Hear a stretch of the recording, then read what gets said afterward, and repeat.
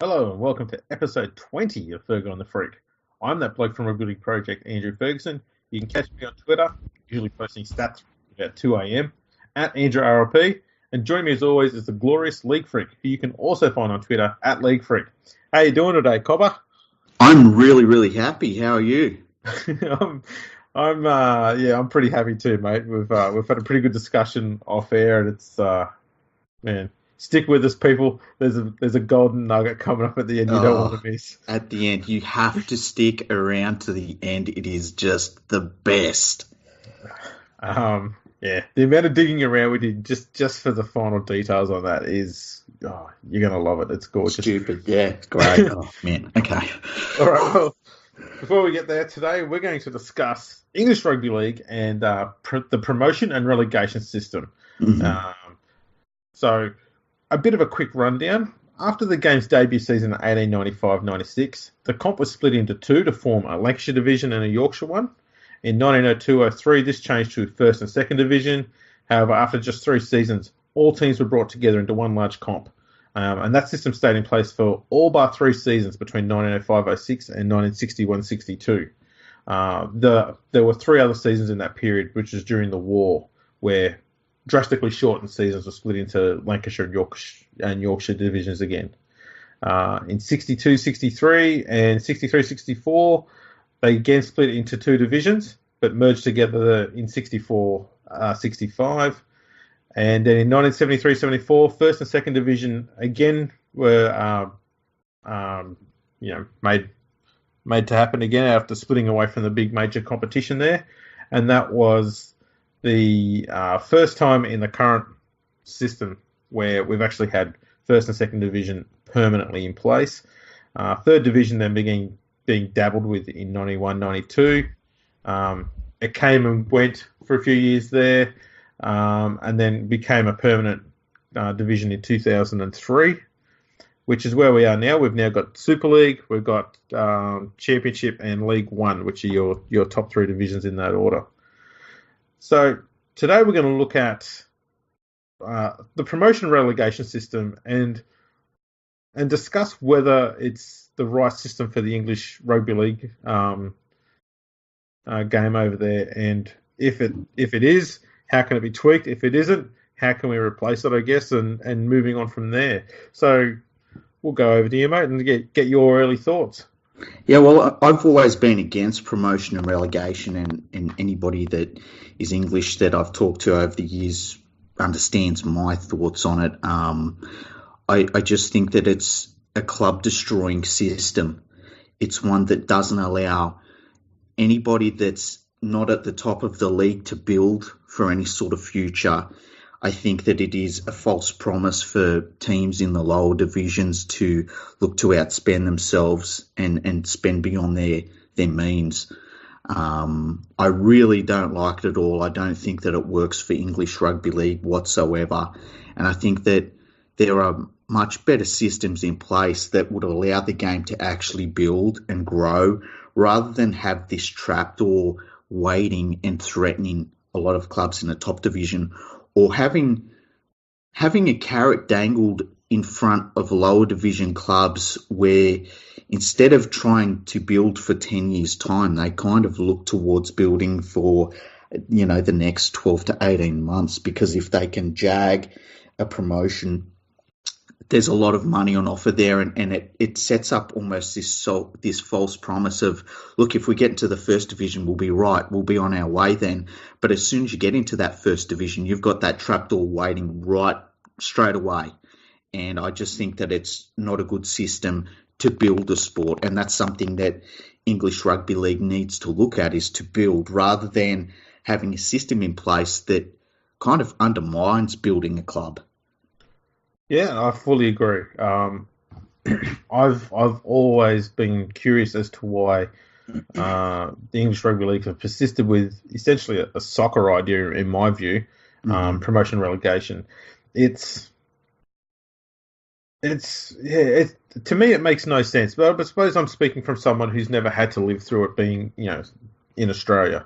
Mm-hmm. But that whole concept where you could be a team that gets decimated by injuries, which is very possible, and it could render your side unable to perform at its best, and they drop down to last or second last and get relegated. Mm-hmm. That's not fair, more than No. anything, because the team getting relegated, I mean, as soon as you go down that grade, everything drops off. Your support base starts to stop turning up to games, the supporters start walking away, the sponsors start walking away, the money starts drying up, makes it so much harder to get back in there again. Also, a lot of players don't want to play in second division if they've already been playing in the top division or a higher division. So if they know the team they're playing for is going downhill, they'll look for contracts to stay in the comp they're in or go to the one above that if possible. You know, they don't want to go backwards anywhere. No one does. Yeah, nobody at all does. Like it goes through everyone. I mean, no coach wants to drop down from the top division to the second division. No player, no sponsor wants it. No season ticket holder wants it. No non-committed fan who might be like, oh, I'll turn up because I just like watching the top grade. A lot of them disappear as well. You'll also get to the point where people that are funding the club, like chairman and stuff, they don't get as excited about dropping back a division and having all of these people leave.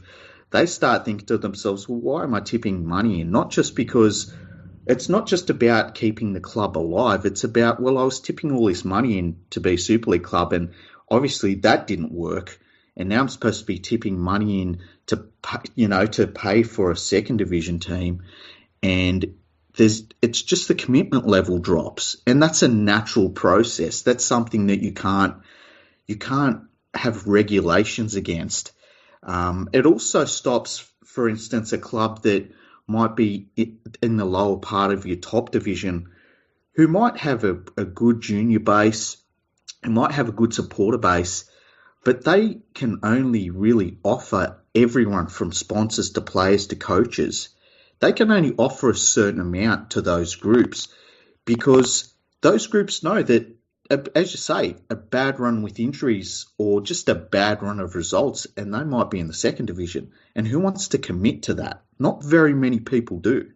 That's right. It's a huge, huge risk for sponsors. And that's probably a large reason why, other than your top two or three sides in the Super League, Wigan, Leeds and Helens, other than them, the rest of the clubs really are fighting amongst each other for, places, not just places in the top 8, but also for sponsors who are willing to be game enough to take a bit of a punt on them because they know that those three sides aren't as solid and more likely to be successful than the other three mentioned because it's just the way it is there. It always has been. Yeah. Well, not always, but, the last 20 or 30 years anyway, which is a long time. That's a long form line it's pretty reliable at this stage. Mm-hmm. So you're not going to get, especially if you've been newly promoted or if you're a team that's constantly on the cusp of being relegated, you're not going to be drawing yourself big sponsorship because everyone's waiting for the bad to happen, not the good to happen. Exactly. Because everyone wants to protect their investment, not take a risk on, hoping it's going to get better. They want a safe investment. They don't want a risky one. And that's what it all comes down to. So in my eye, if you cut off the whole promotion relegation thing as it is currently and allowed clubs to probably get promoted or relegated maybe every 4 years perhaps, look at it that way. So if a team has been constantly getting the wooden spoon in the top division for 3 or 4 years, you just go, okay, it's pretty clear they don't deserve to be here. We're going to drop them down a division for everyone's sake. Mm-hmm. And the best team that's in the second division or the next one down, who have constantly been at the top, we'll move them up a grade because they're doing all the right things. They've set themselves up for success. Let's give them a chance then. But you want to give them, you want to see proven results. You want to see that they've been doing it for a while and have earned that call up and they've got a solid base to start from instead of just one fortunate run and bang, they're in the top division. And it's just all a bit flimsy after that once they get in there because if it doesn't work out, that's the thing, okay? The team that gets promoted, they are immediately the team most at risk of getting relegated because they haven't played in this level the previous year, so it's all new to them again. So they're the ones immediately at risk of being relegated again, and no one's going to commit to a team going up and down between divisions. It's just the way it is. And it's the ultimate, and we always talk about this as rugby league supporters. We always talk about how terrible the administration of the game is, and it's terrible, and it's terrible everywhere. Like, I mean, even in Australia, the difference is they've got money to make mistakes. The thing you look at is, well, there's so much short-term thinking. Promotion and relegation is the worst short-term thinking idea you could have. I mean, this idea that a team has a bad season, let's get rid of them. A team has one good season, let's bring them up.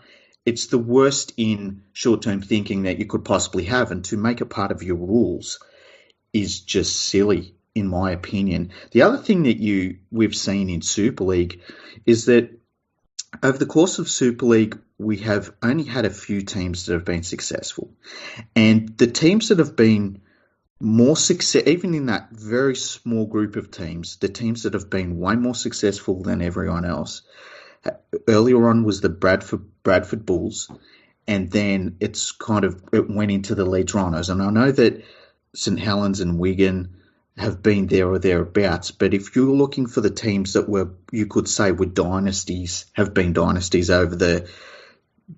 since Super League come in, it's really been those two teams. And when you have a look at what happened to the Bradford Bulls, in that they had all of this success, and I remember talking to English fans about this, had all this success, they were just winning everything, they were untouchable, and it was all based around a group of players that came together at the right time, and they had the coach in place and everything. And I remember saying at the time that you can't set up a club for when everything is running perfectly and you're winning everything, because as soon as you start going downhill, and it happens with every great team, no team wins every single competition every single year, it just doesn't happen. As soon as things start to go downhill for you and you come to the other side of that success, you've got to be in rude health for that moment. And you looked at the Bradford Bulls and they went bust. As soon as they weren't winning everything, they went bust and they were out the back door. And now I worry that we're seeing that a little bit with the Leeds Rhinos. And I know Leeds Rhinos fans will be sitting there saying, well, but we're different. Once upon a time, I talked to Bradford Bulls fans who said the exact same thing. And that is the worry with this system, that you can have a club that really should, for every single reason, be in the top grade, but you have a bad year or you have a bad run, and you just need to retool what was once a very successful team. But you don't have that opportunity because there's that trapdoor there, and it doesn't give you the opportunity to say, look, we had an amazing time in our team's history. We had a group of players that were all around similar ages. They all were winning.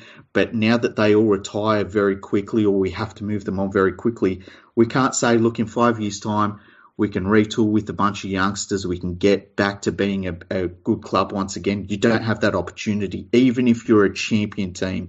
And I think that some of these other teams, look, Wigan even went through a period where they had that happen and they just avoided being relegated. St Helens have been the one team that has probably been able to recycle their squad a little bit better, and you can say that's through better management, or you can say that's been through a little bit of luck. Either way, it doesn't matter which way you look at it.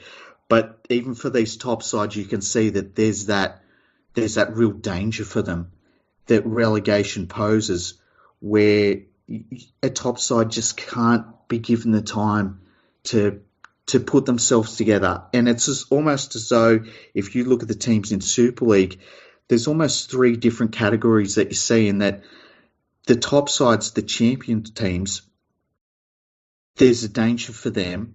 You've got the middle of the table teams who try and just stay out of the relegation zone. And then you've got the lower table teams who they're really just fighting and scrapping just to stay out of being relegated. And really, it's not healthy for anybody. No, I fully agree. And it hasn't been made easier by the implementation of a salary cap over there, because that kind of goes against promotion and relegation systems. Because a salary cap's brought in place in Australia because there is no promotion relegation. So it's designed there to to give every team an equal chance, to give them all the same amount of money. You've got the same amount to spend on each player, as on players as everybody else. Yeah. Whereas, because obviously the NRL is providing those funds to the clubs, whereas in England, that's not the case there.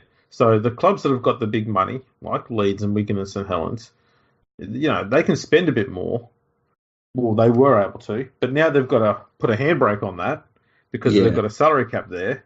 Mm-hmm. And as soon as they have one bad year, as we're seeing with Leeds, they're not able to, fix it by spending money on another player to get themselves back into form and back where they should be, as they've probably done in the past. Instead, they've got to sit there and cop it.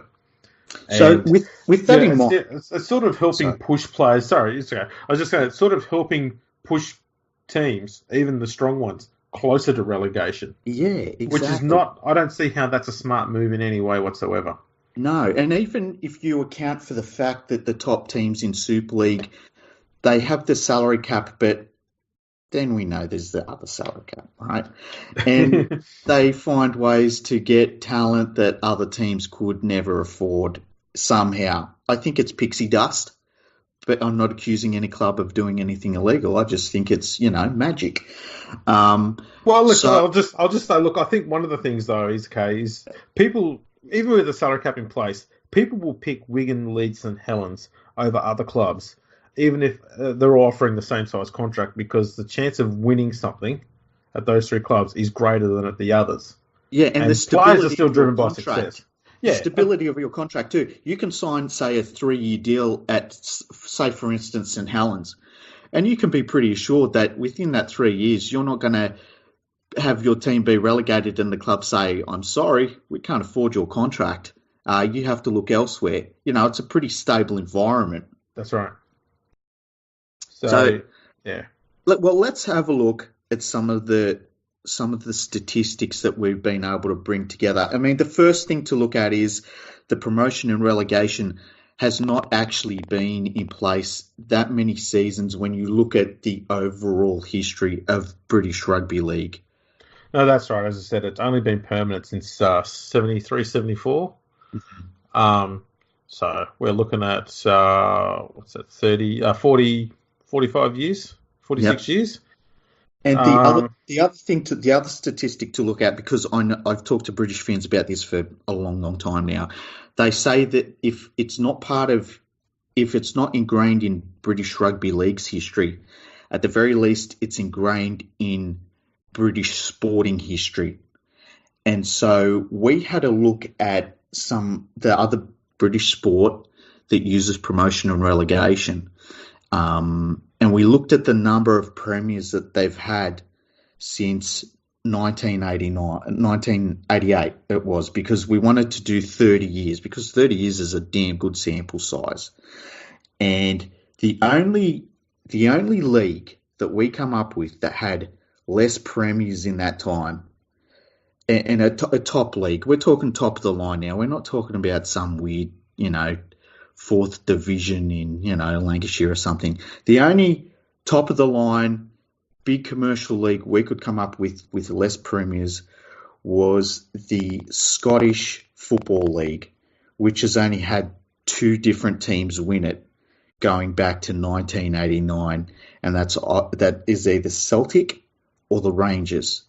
And we even saw issues there when Rangers run into some issues, and that was it. They got punted. And guess what? Since that happened, it's been Celtic. Like, it's just been the one team.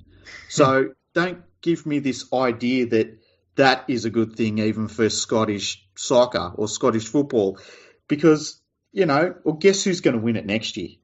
Probably Celtic. Yeah.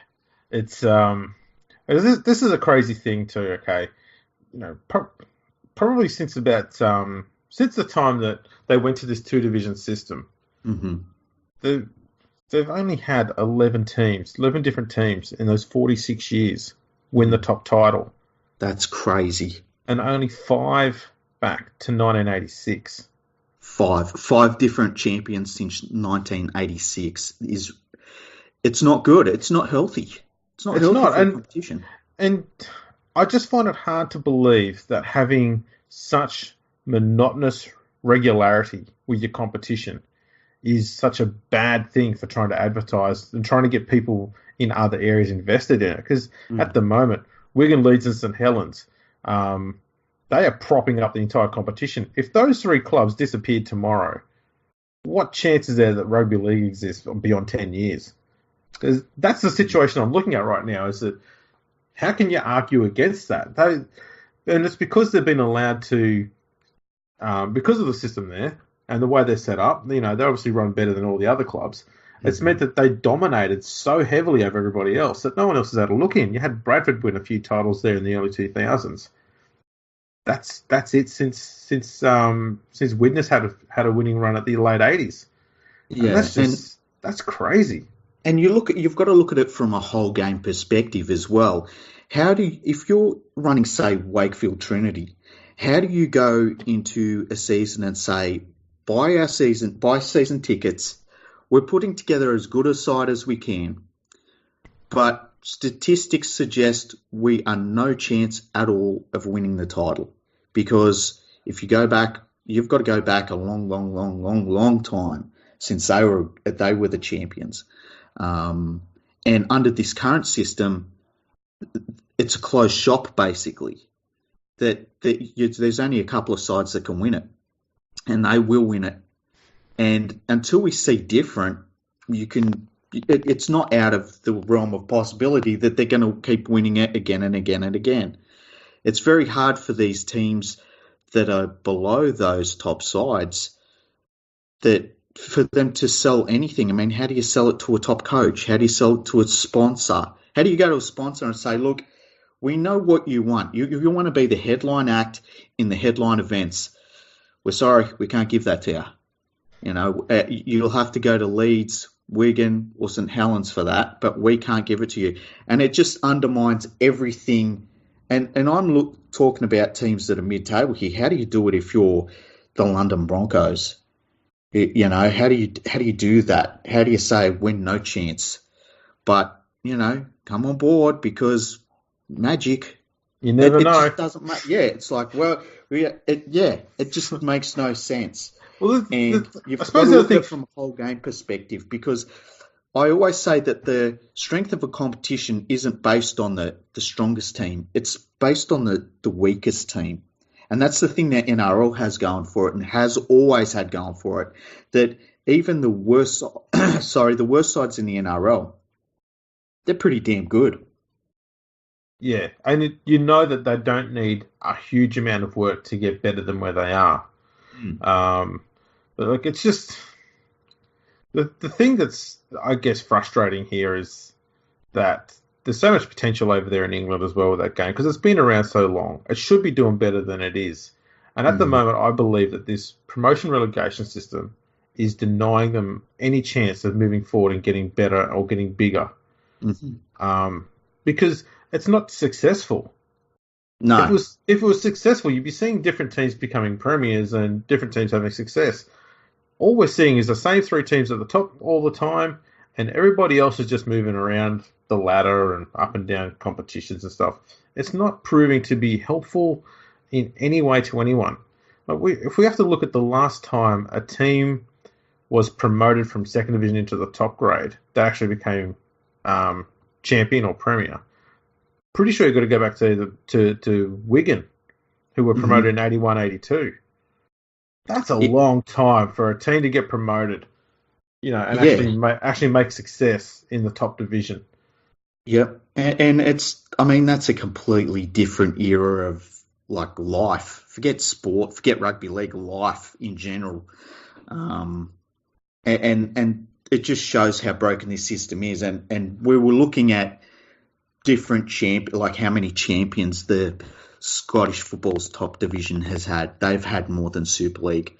The Italian division has had more than Super League. The only one we really could come up with was the Scottish Football League. And, that's always seen as it works in these different leagues. It might work better in these different leagues, even if you say it really does. I'll concede that. I don't think it does personally, but if you concede that argument straight away, it's still not working for English Rugby League.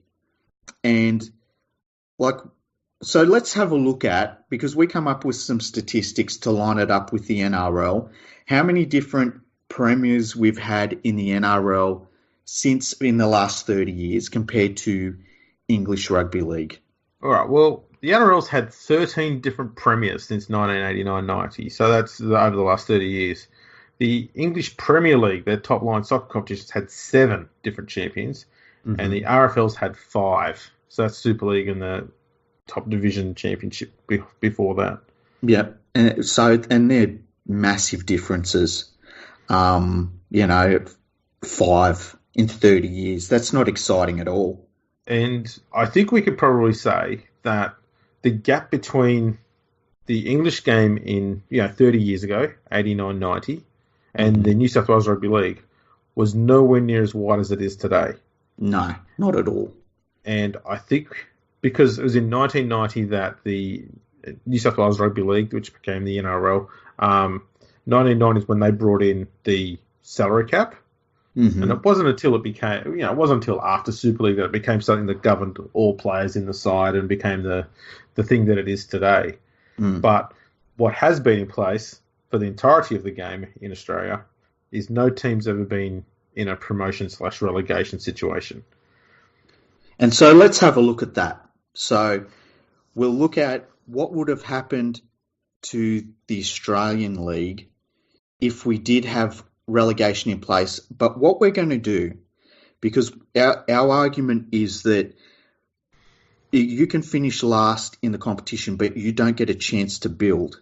And so what we're going to do is we're going to look at Australian teams that finished at the bottom end of the table, in the last 2 positions in the table, and then were allowed to build from that and had success within the next 3 seasons. So let's have a look at that list of teams. First of all, we'll look at those list of teams that were able to do that, and then we will look at the list, and then we will relegate them so they don't get a chance to do that. And we'll tell you which teams would have replaced them. Yes, all right. So we'll start in 2001, where Penrith won the wooden spoon. In 2003, they went on to become premiers. So we'll have a look at 2001 there. They would have been relegated. Who would have come up? Okay, so we're Did you have going to... them? Yeah, I've got them. I'm just waiting for the page to reload. Okay, so in 2001, Penrith get relegated. Now, we've got 2 different what we would basically call reserve grade leagues or second division comps in Australia. We've got the New South Wales Cup and we've got the Queensland Cup. And so we're going to tell you who, at the very least, would have been in with the shot because they were the premiers of those competitions that year. So in 2001, in the New South Wales Cup, it would be the St George Illawarra Dragons reserve grade team who were the premiers, or it would have been the Toowoomba Clydesdales. So either one of those teams would have replaced the Penrith Panthers in 2001, and it would have meant that we didn't have the Panthers winning the premiership in the NRL in 2003. And look, I don't know about you, but I would suggest that not a real good move for the NRL if that would have happened. No, I fully agree. And you see it as we go on. I mean, the West Tigers from 2001 to 2003 were in the bottom 3 in all 3 of those seasons. And in 2005, they won the premiership there. So in 2002, I think Canterbury won the New South Wales Cup competition. Yep, they did. And who was it for the Queensland Cup? For 2002, it was the Redcliffe Dolphins. Redcliffe, right. And they won again in 2003 from memory too. Yep. And in 2003 for the New South Wales Cup, it was the Canberra Raiders reserve grade team. So you would have had, reserve grade teams from the New South Wales Cup replacing an NRL side that would have gone on to win a premiership in 2005. Then you got the Roosters in 2009 who won the wooden spoon, and the year after that they were in the grand final. So we've got in 2009 from the Queensland Cup, it would have been the Sunshine Coast Sea Eagles. Or 2009, it would have been the Bankstown City Bulls. from the New South Wales Cup and either of those teams would have replaced a foundation club in the NRL who had a bad season. Yeah, and turned it around immediately. 2014, the Sharks got the wooden spoon, and 2 years later they became premiers. In New South Wales Cup, it was the Penrith Panthers reserve grade, or 2014 in the Queensland Cup, it would have been the Northern Pride, who are based in Cairns. And in 2016, the Roosters were second last, and they went on to become premiers in 2018. So the New South Wales Cup premier in 2016 was the Illawarra Cutters. Mm-hmm. And who was it for the Queensland Cup? For the Queensland Cup, it was the Burleigh Bears. The Burleigh Bears. Yeah, we'll talk about them a little bit later on. We will. So we're seeing there straight away that the benefit of not having teams getting relegated is that when something does go wrong, and it invariably does, a team gets a chance to reset, goes through, has a look at their roster, has a look at their coaching system, has a look at what's going on off the field, their finance, stuff like that, and they can rearrange the whole program, everything about it, get themselves fixed up, and who knows, the next year or 2 years or 3 years later, they might become premiers. And we've found that because there's so many teams that have become premiers in the NRL, especially since 2000, it's meant that there's so much uncertainty over which team's going to win the premiership. It creates more anticipation about the season and every week of the season as it goes on, because who's going to win the title? Even this year, people are still sitting there going, okay, the Roosters look like they should be the team to beat and they're going to win it. But there's that hoodoo about teams being unable to win back-to-back titles since 92.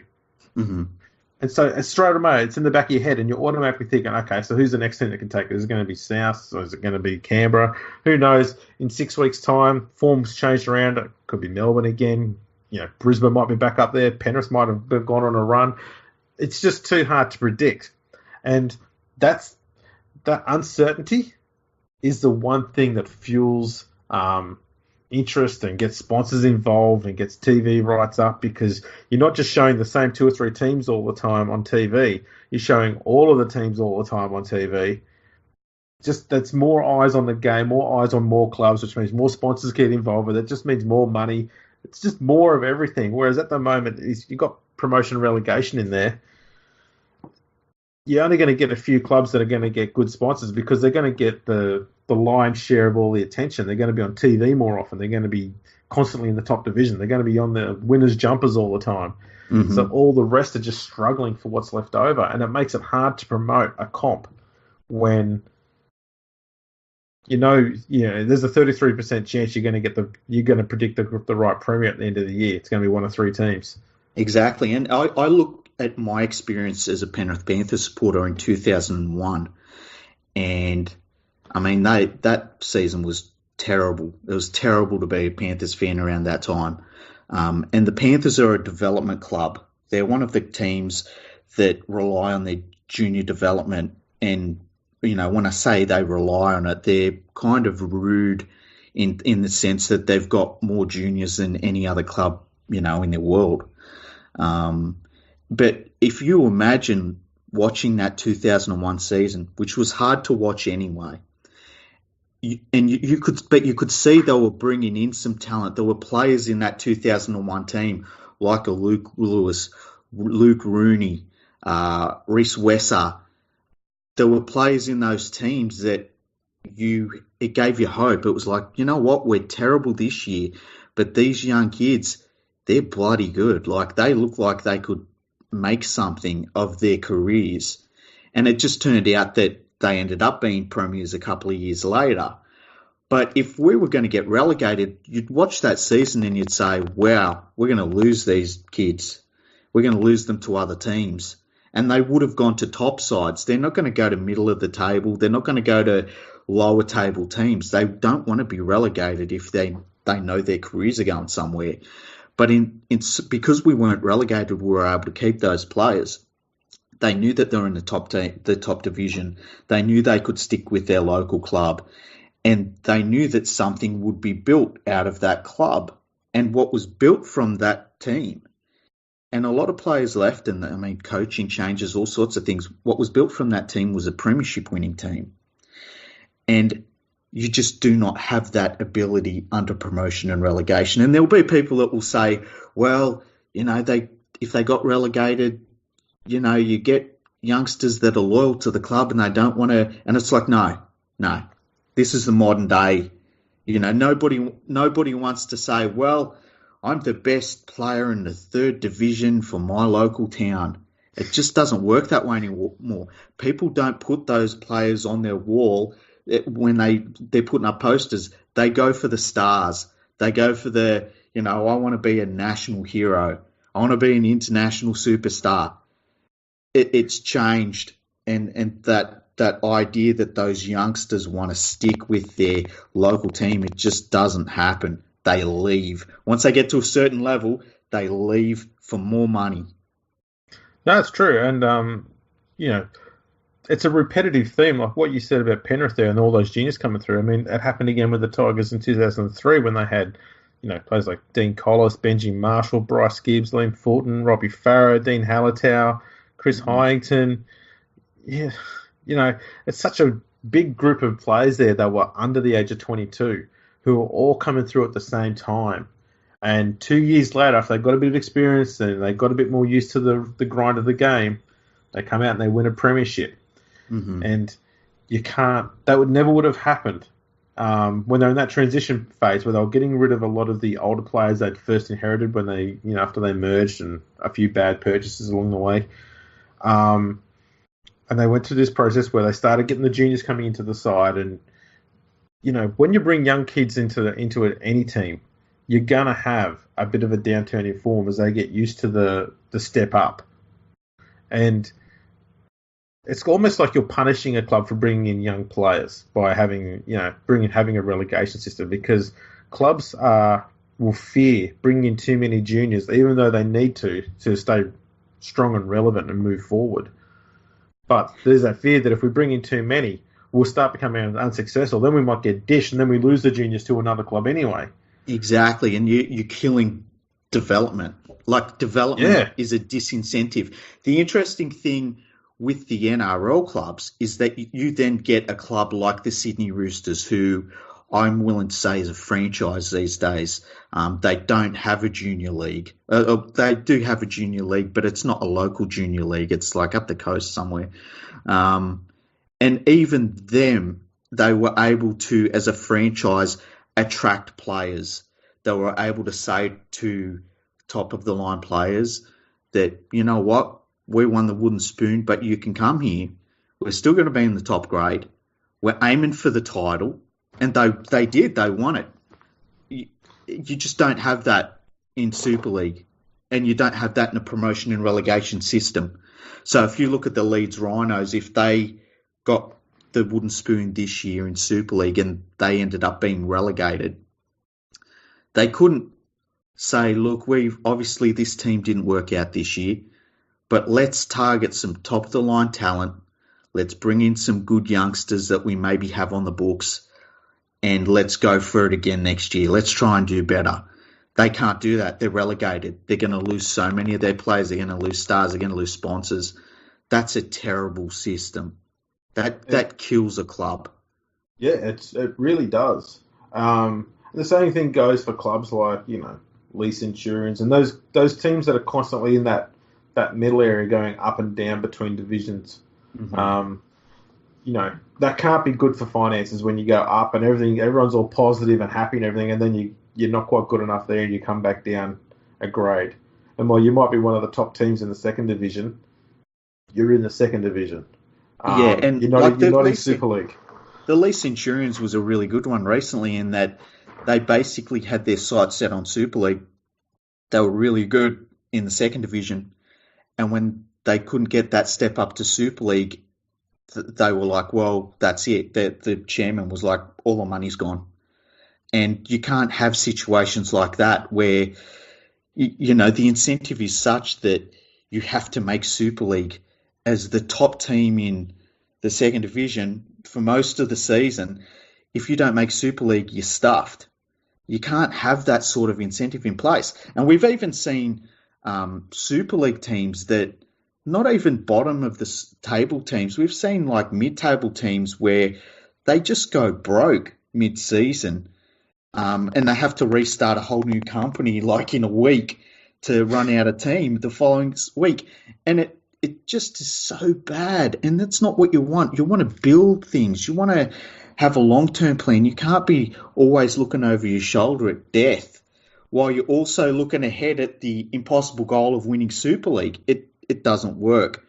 And I think that it's time for Super League to go away for something like that. And I like the idea, as you said earlier, of maybe have, even get rid of relegation completely, but have something in place where if you're a second division team and you're winning second division year after year after year, expand the comp, expand the competition and say, look, we're going to give you even 5 years to come into the top grade, to build your squad up, to be able to offer something to sponsors. And look, 5 years isn't that long in itself, but it's better than 1 year. It's better than 3 years. At least in 5 years, you can say to players, look, we're going to be around for at least 5 years. You can say that to your sponsors. You can say that to your best junior players.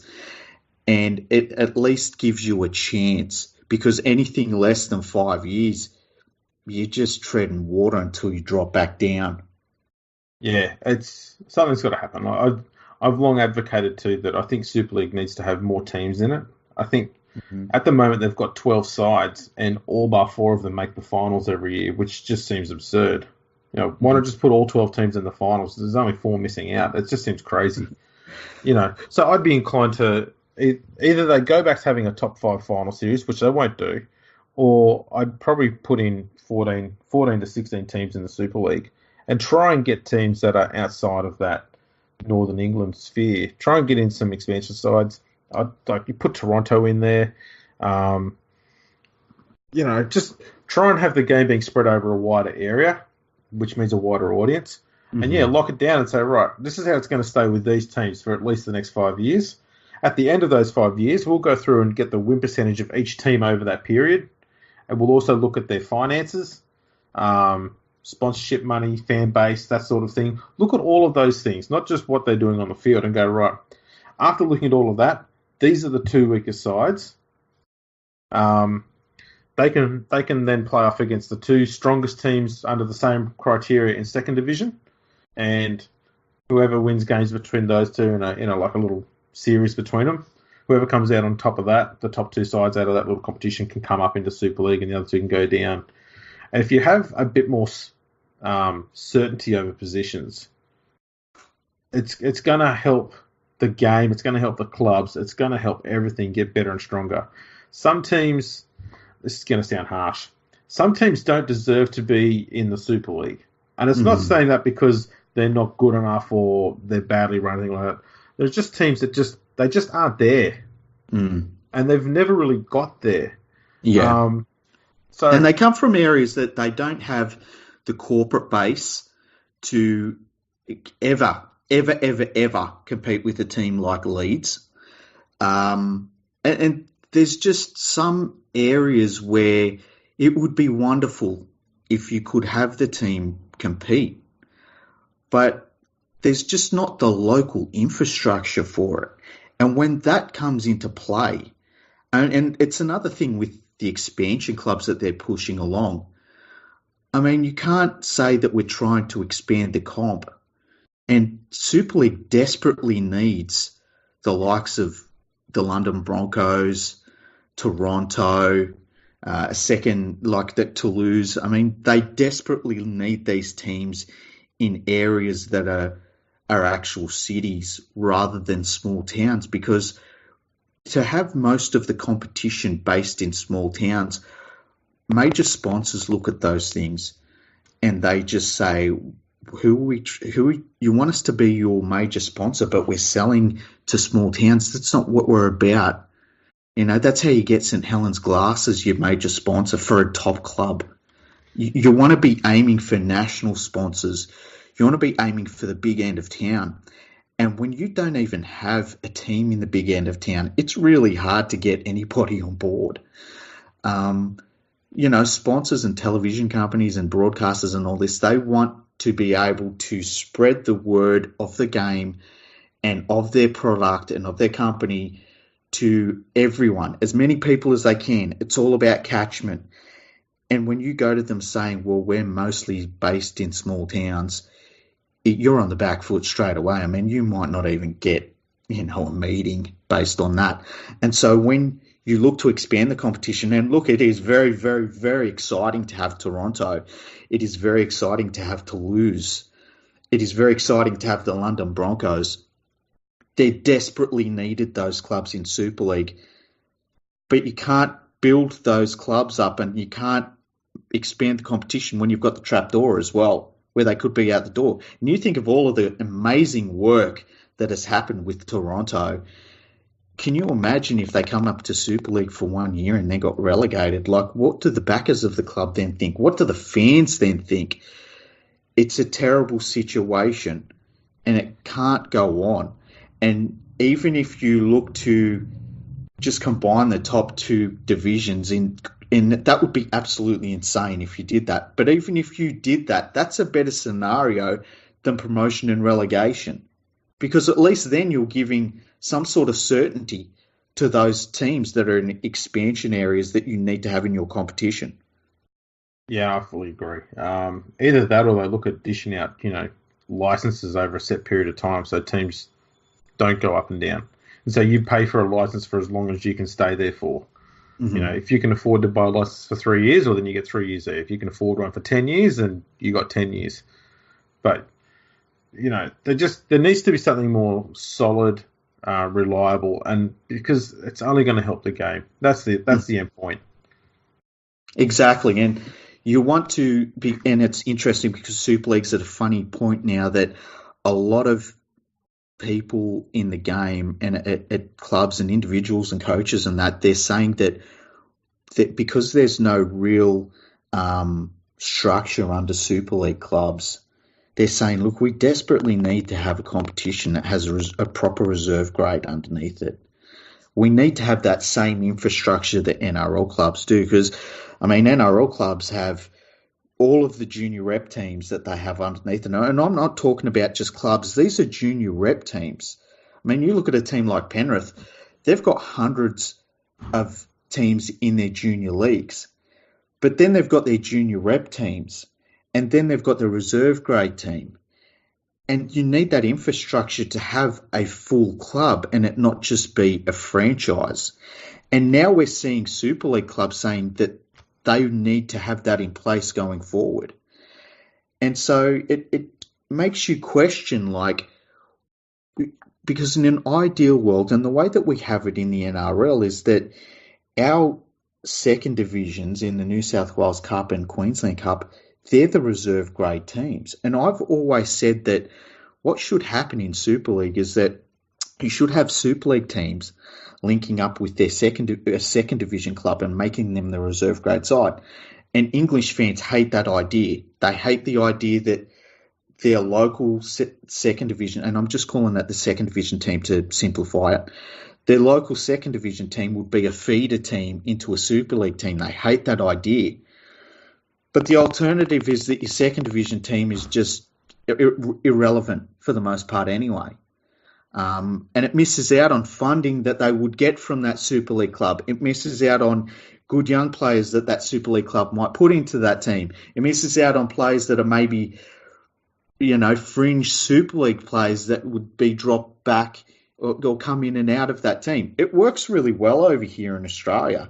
And it has seen the Queensland Cup be really, really strong, really strong, to the point where somewhere like Redcliffe is being talked about as ending up in the NRL maybe in the next few years. It's something that Super League needs to look at right now, but I think that definitely when you look at promotion and relegation, it's not the system that needs to be in place. It undermines everyone. It just undermines absolutely every club at some level, and it's one that we both think is not the way forward for English Rugby League and has been proven over a big enough sample size that it needs to be scrapped completely and another. I don't know that franchising is the way forward unless you go for 5-year franchises, and I think even then it's not really long enough. I preferred it to be a closed shop, and then for Super League to say, look, if we see a team that seems like it has everything in place financially, with junior development, with success on the field, with success off the field, we're willing to bring those teams in. But other than that, we're not willing to expand the comp. Yeah, no, that's fair enough too. I think that it definitely needs to be a closed shop. You can't have that fluidity going all the time because no team's playing with confidence. They're all playing with fear, and that's just no good for anyone. Yeah. So onto our golden nugget. Yes. Now this come up because we started looking at the Queensland Cup winners, and the Burleigh Bears come up as one of the teams that would have ended up being promoted if we had promotion and relegation in the NRL. Now, I think there's a lot of English fans that know where we're going with this, but we're still going to go there. So tell us about probably the highlight moment for the Burleigh Bears as a club. Well, in 1999, Australia decided to have the first tri-series between New Zealand, Great Britain and Australia. And the Great Britain side came over to Australia and they played a few games before the series started, warm-up games. Mm-hmm. Using the word warm a fair bit here. Yes. The first game they played over here was at Pizzey Park in Burleigh. And it's actually called Pizzey Park. Like, we're not calling it a Pissy Park. It's Pizzey with Z's. Yep. And they played against the Burleigh Bears, which had about 6 or 7 former, top grade players in it. And Great Britain had they had the 13, but they were allowed to have 11 reserves as well in the game because it was just a trial, exhibition game, so to speak. So a 24-man team. Yep, and Burleigh had 18 men, so they had 6 less. Mm-hmm. And the game was played in quarters because of the weather. Obviously, we know that in Queensland it does get quite hot, and it was in October, mid-October, which is leading into summer, which traditionally is a pretty warm month in Australia. Yeah. And so we thought what we'd do is I'll set it up for you. We thought what we'd do is try and be fair to England because more than likely it was a pretty hot day. We went searching for the temperature. How did you go on, mate? Well, we searched for the temperature on the day, and we couldn't find it online, right? So I rang up the Bureau of Meteorology myself. This was just before we started recording. And they gave us the temperature on the day on the Gold Coast, which is where Burleigh basically is. The temperature that day, the maximum, by the way, I'm not talking about the kickoff at this game, but the maximum temperature on that day where you had to bring in unlimited interchange and play 4-quarter football, 23.9 degrees. That was the maximum. I'm still wearing a hoodie. Because that sea breeze, that would have been decimating. Oppressive conditions, 23.9 degrees, and they're like, we need 4-quarter football. This is too much for us, and we need unlimited interchange as well. How brilliant is that? And can you tell us what the incredible scoreline was at the end of that match? Well, at half-time, Burleigh were leading 6-4, and the Poms scored a try in the second half to win the game 10-6. Wow! In front of just under 5,000 fans. What a performance! Look, it's not all bad. I mean, they had to overcome a 16-6 penalty deficit. That's true. Yeah, they were probably. I would guess that was just the heat. Some of them tackles, they were laying on them too long. The heat was getting to them. Pretty much. Almost 24 degrees. Whew. It's it was a pretty good English side too. I mean, you had Andy Farrell, Adrian Morley, Dennis Betts, Barry McDermott, all in the forwards.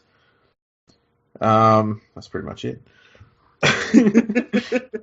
But it was a good forward pack. I mean, look at their bench. You look at their bench, right? Paul Anderson, Kieran Cunningham, Andy Hay, Paul Johnson, Chris Joynt. Even the bench. Sean Long's on the bench. Paul Sculthorpe's on the bench. This is a 24-man team. This is a unlimited interchange 24-man squad. Their back line, Chris Radlinski, Jason Robinson, Gary Connolly, Keith Senior, Francis Cummings. Keith Senior probably sold his jersey from that game. He was good at selling stuff on eBay. Unbelievable. This is one of my favourite games in the history of British Rugby League. And to find out today that they played four-quarter football because it was 23.9 degrees is just, it's like a gift that I've been given and that I will always cherish for the rest of my days. Unbelievable. Yeah, that is, that was phenomenal. I'm sitting there listening to you on the phone there with the Bureau of Meteorology going, are we really going to get this? And yep. And it was 24. My goodness. Unbelievable. That was the Tri-Series where they were just a non-factor, man. But at least they've turned it around since then. And oh, wait a minute. No, they haven't. Sorry. Well, they've got James Graham out here playing in 30-degree weather now, and he seems to be okay with it. He just gets very red. Yeah, and let's face it, James Graham, if he was any lighter, he'd be translucent. And, he must get sunburn when he turns on the light, but he still does it. He's the reddest player I've ever seen, but he gets the job done. I love James Graham. I think he's one of the most underrated British forwards we've had coming over here. And I know that's a bit odd because he's pretty highly rated, but I think too many people fawn over Sam Burgess more when I think James Graham is so much more valuable to a side. But we won't go and give the Great Britain's players too much hype. Well, I think that I think the most underrated English imports we've had in the last 30 years, it's number one, Harvey Howard, and number two, Dennis Betts' dog. So there you go. I take it Andy Curry's got a close three. Yeah, he might be, yeah. Richie Mathers for the Gold Coast, he was pretty underrated. He wasn't too bad in reserve grade.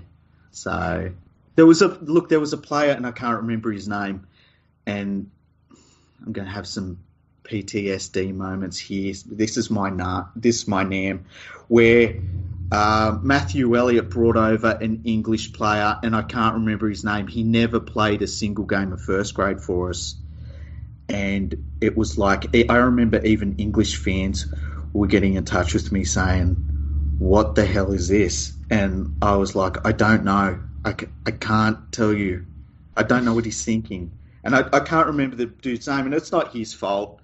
If the Panthers offered me a contract, I'd take it up too. But there's been some shockers that don't get talked about. But we're going to talk about those in a episode going forward. So we won't get too much into imports and stuff. But it was just when we were talking about Burley, and we went on a deep dive, so that we started off looking up statistics and promoted teams, relegated teams and stuff, and all of a sudden, I'm ringing up the Bureau of Meteorology looking for the temperature at Burley Heads. October 1699. That's brilliant. On that fantastic note, one thing we will say is we've got a cracking 21st episode coming up. Oh, yeah. Been working on this one for a while. You're going to love it. So we'll have that one. We go into as much detail as we possibly can on the subject and really get to I think a conclusion that it just can't be argued with. So I'm really looking forward to that one.